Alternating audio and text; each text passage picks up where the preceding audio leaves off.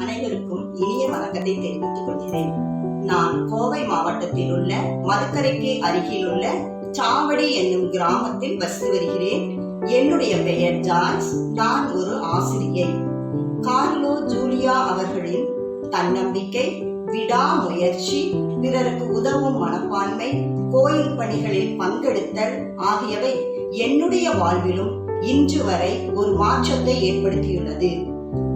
Julia அவர்கள் பெண்மைக்கு இலக்கணமாகவும் மற்றும் அவர்கள் ஆன்மீகத்தின் இறைவனோடு ஒன்றிட்டுள்ளார்கள். இவர்கள் இருவரும் இறைவனோடு இணைந்திருக்கிறார்கள்.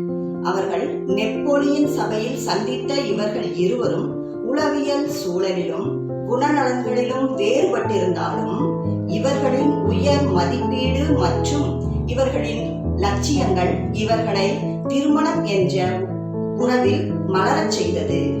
இவர்களின் குழந்தை செல்வமற்ற நிலை இவர்களை இன்னும் ஆழமாக இறை சித்தத்திற்கு அழைத்துச் சென்றது. இவர்கள் 1834 ஆண்டு புனித அன்னாள் சபையை நிறுவி இறைப்பணியிலும் பிறர் பணியிலும் தன்னை இணைத்துக் கொண்டார்கள்.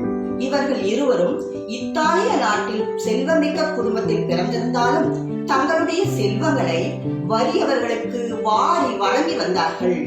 மற்றும் இவர்களின் மனதில் தோன்றிய தொண்டு மனப்பான்மையின் காரணமாக வழியற்ற குழந்தைகளுக்கு கல்வியும் பெண்களுக்கு பாதுகாப்பும் ஆன்மீக வழிகாட்டிக்காகவும் இந்த சபையை நிறுவினார்கள். இவர்களின் பணிகள் எத்தனையோ குழந்தைகள் மற்றும் பெண்களுக்கு ஒரு மாற்றத்தை ஏற்படுத்தியுள்ளது.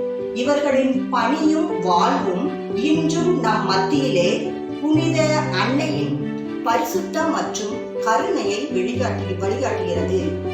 எனக்கும் இவர்களுடைய வழிகாட்டுதல் இன்றும் என்னுடைய உடலில் ஏற்பட்ட உடல்நலக் குறைவால் நான் இவர்களைப் போலவே இறைவனிடம் விடாமுயற்சியுடன் தன்னம்பிக்கையுடன் மன்றாடினேன். இறைவன் எனக்கு உதவி செய்தார். இன்று நான் உங்கள் முன் நிற்கிறேன். அனைவருக்கும் நன்றி. Praise the Lord. Thank you Jesus.